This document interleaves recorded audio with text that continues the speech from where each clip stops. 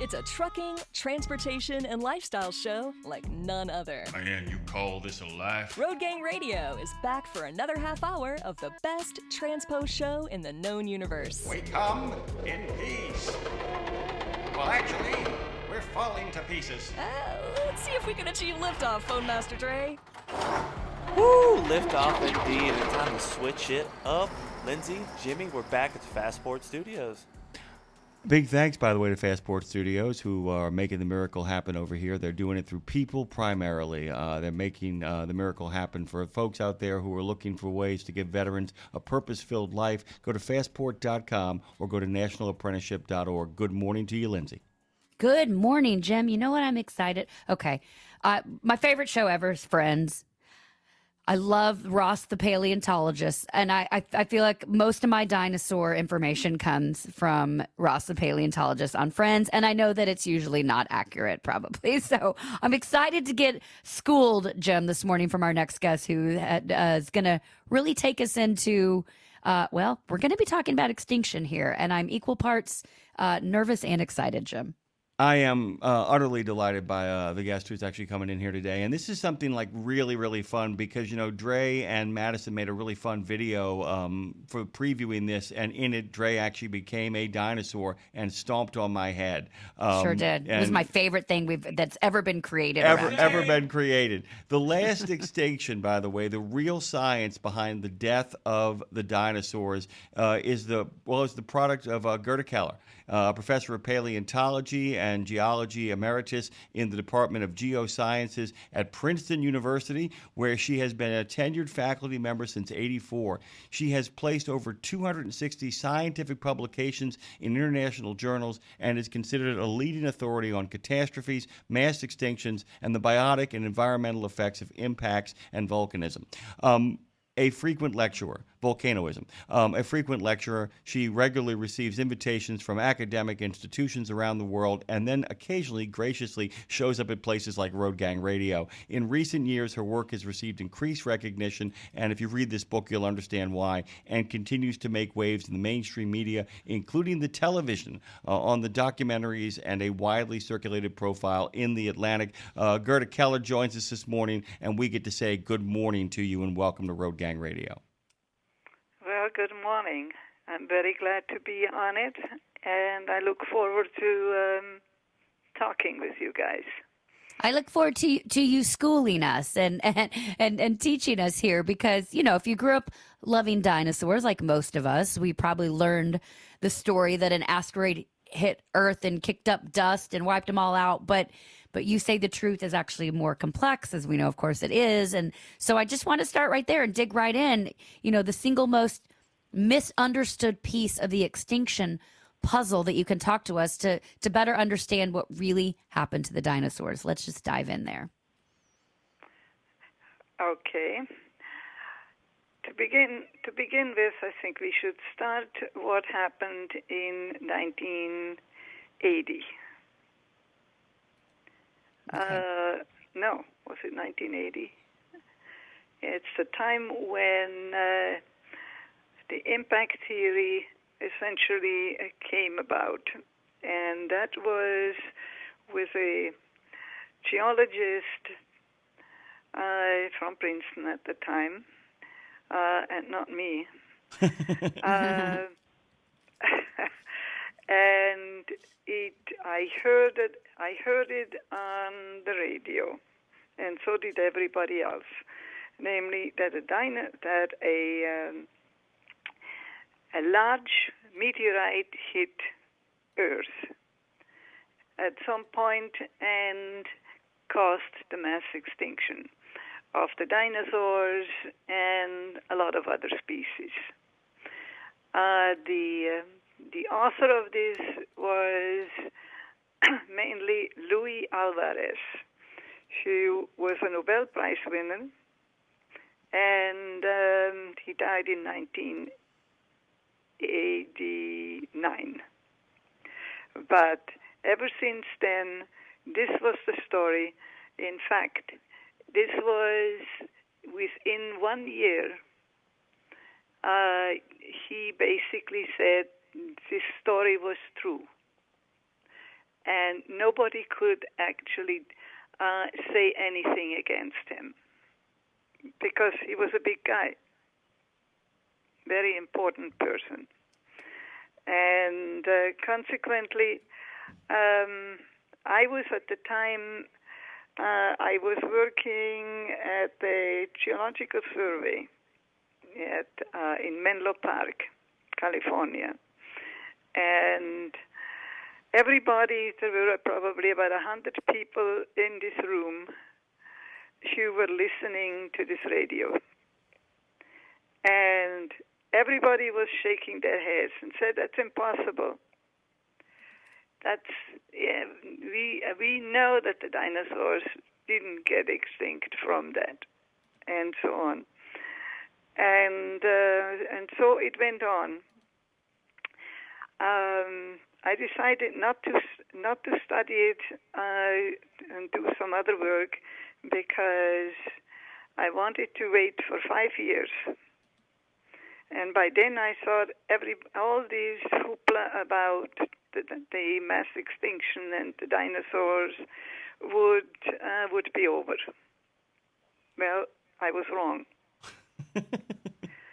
More wrong than I ever had been.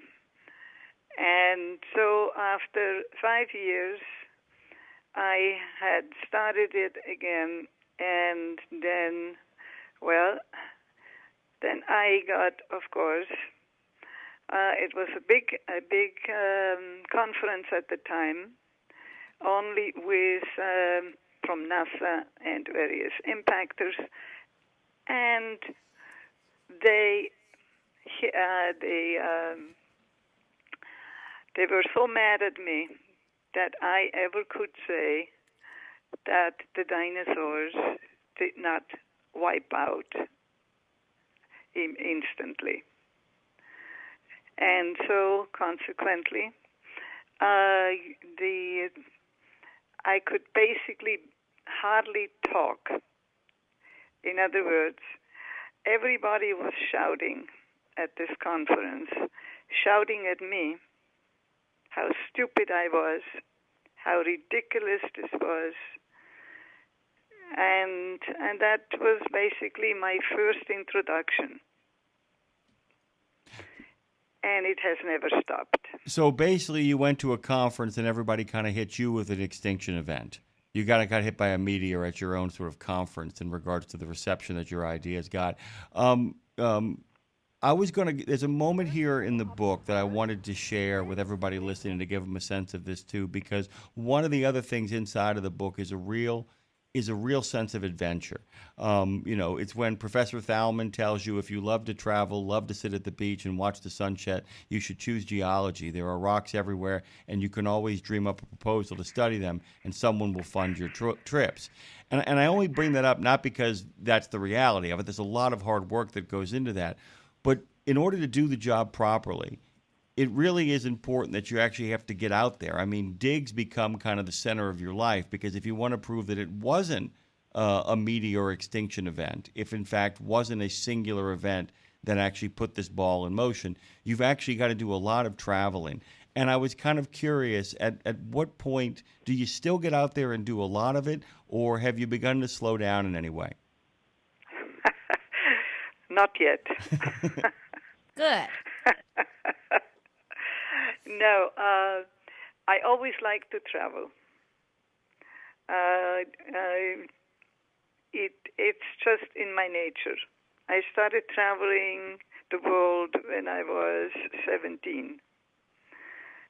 And I simply left home, and I didn't return until I was 23. And the travels I did were all over the world. And in particularly, I also very much loved to learn what were wars about. Like Vietnam, for example, Thailand, Cambodia, Indonesia. Everywhere there were wars, there were killings, millions of people were killed. And to me, I should say, I was born in Switzerland, a place also called closer to it, which is Liechtenstein. You probably have never heard about that. Oh, yeah. It's a very tiny country. Very tiny. Very, very tiny. Yeah. Very, very, very small. You barely could possibly know it. In fact, last year I was invited to be the honorary citizen, even though I am a citizen. I was born there. But so I traveled and traveled, and it was dangerous, but I love danger as well. And some of the dangerous stories that you probably could never hear about is at the time it was in Laos. Laos was close to Vietnam, and there was also war going on in Cambodia, and I traveled them all. And it was at one time we went to look for places. I traveled with a companion who was actually a U.S. Military guy, and he sort of became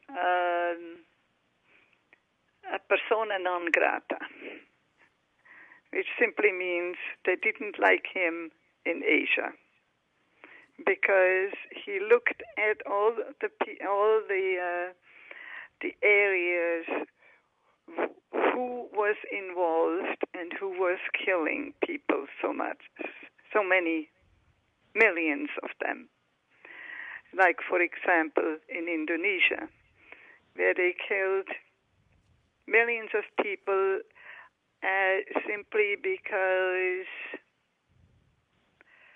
there was no other good reason other than that a lot of the people were poor. They didn't want to kill the poor. They wanted to kill those who had money at that time. And so it went on and on and on. And I ended actually at the time when I came to the U.S., which was the first time I had gone to the U.S., and I was on my way to South America. And this was the time in the 60s of the flower children days. You know what that is? Oh, yeah, yeah, for sure. Yeah. I wish I was born during that time. It was a weird time. To say the least. It was a weird time. And I stayed there and I observed these people. And so they told me one day, well, so what are you studying? And I said, I never studied. I grew up too poor and there was no money. And so I just traveled the world. And then they said, well, why don't you go to City College? Take an exam, and then you see whether you can learn something. And so I went to City College, and I took an entrance exam, and I passed. And after that, I didn't intend anymore to travel the world. I decided I would study. And dinosaurs was the one thing I wanted to study. All right, I'm going to put the brakes on here for a second, Lindsay, because I know you got a question. I want to make sure our listeners are dealing with this. So before we even get to you doing archaeological digs, before we get to you mixing it up and going against the kind of prevailing theory in dinosaur ideas, you are literally traveling the world with a military attaché who sounds like he was either in state or at the CIA, while simultaneously spending a dangerous period of time in the land of Suharto. I mean, basically, you were in Indonesia during the New Order, is what I'm understanding you. And only after that extraordinary life, do you make the decision to study paleontology. Am I hearing you correctly? Yes. Okay. All right. That is exactly the case. Okay. He sums it up. He sums it up perfectly. Absolutely. Okay, well, we're talking with Dr. Gerta Keller here, and I want, well, okay, Jim, I'm going to ask my deeper question in a second, but first I got to start out with my dumb question. Lindsay's dumb question of the day, number one. Okay. All right. Gerta, my dumb question is, as I mentioned at the top, so my favorite TV show is Friends. It's a comedy show. I don't know if you've seen it, but one of the main characters on it, he's a paleontologist. And I love the thing that makes me laugh every time when he and his girlfriend get in a fight, she'll say to him, Jurassic Park, it could happen, just to make him mad. And I find that funny when people say Jurassic Park, it could happen. Just your take on that kind of movie and people's disillusion of something like that. What would you say to that kind of comment? That is funny. I think Jurassic Park is really funny. Sure you do. That's enough said. You can leave it with that. But then to the deeper side of this. So, you've said this question and this conversation is relevant now because we might become the dinosaurs of the sixth extinction. So I want you to maybe touch on, if you will, kind of how close we are to that tipping point, how we can change it. And then, do you see parallels between the arrogance of thinking this couldn't happen to us, as it pertains to climate change or whatever we're looking at? Can you kind of speak on that? I think this is a very good topic. In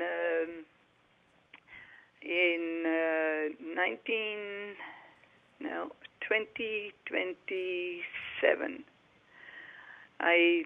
my colleagues and I, we wrote a paper. We decided, okay, look, climate change has been going on for a long time, but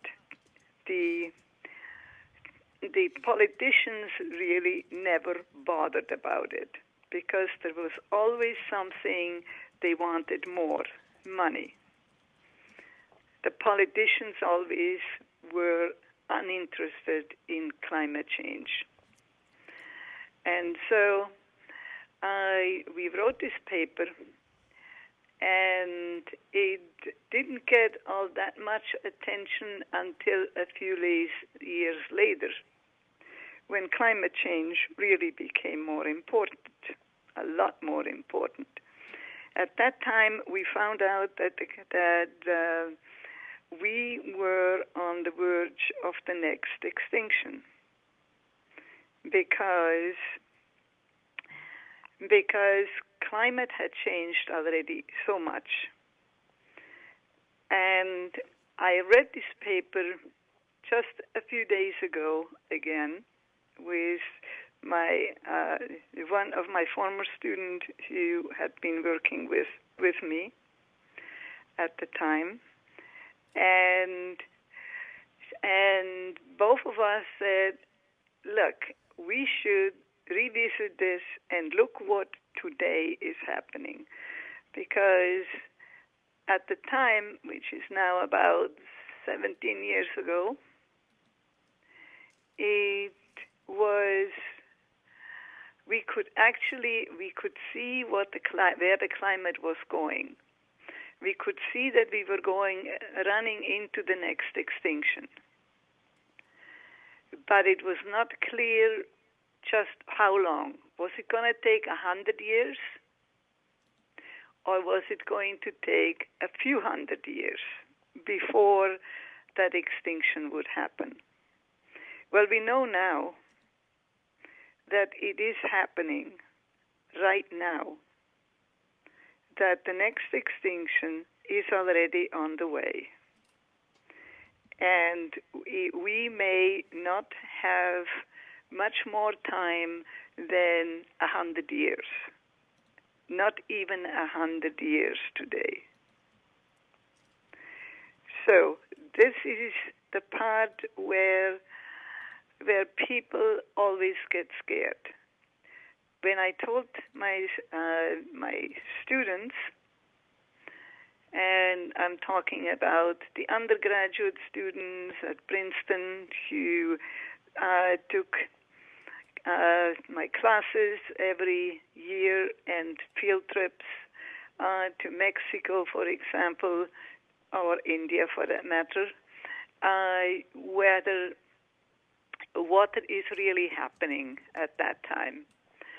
And so one day they were telling me, look, if you are right and that the mass extinction is already going on, then we want to know where exactly and what is happening. And I said, yes, so we could, I said, okay, we'll choose a locality.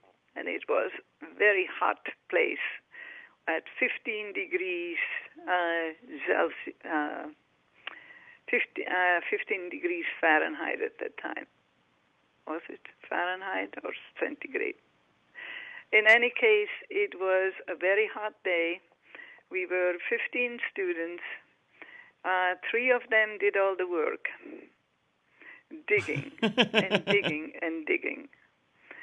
And then the eureka moment came.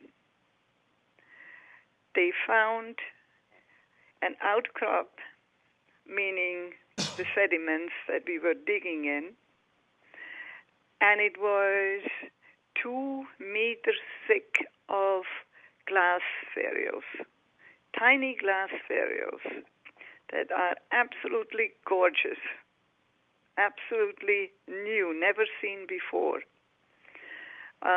in this. But the age of it was 200,000 years before the mass extinction. So just think about it. It was an incredible discovery. And 2 more students did it. Students actually, those ones were from Switzerland who also were doing the digging. And then we had a 3rd locality, all within 3 years.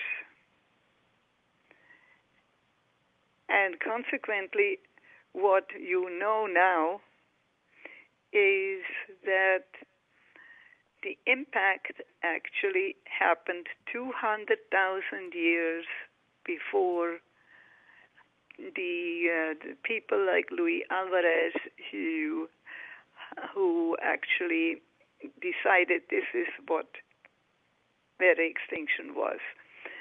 And it was all wrong. Dr. Keller? It was so wrong that they had to give up the conference.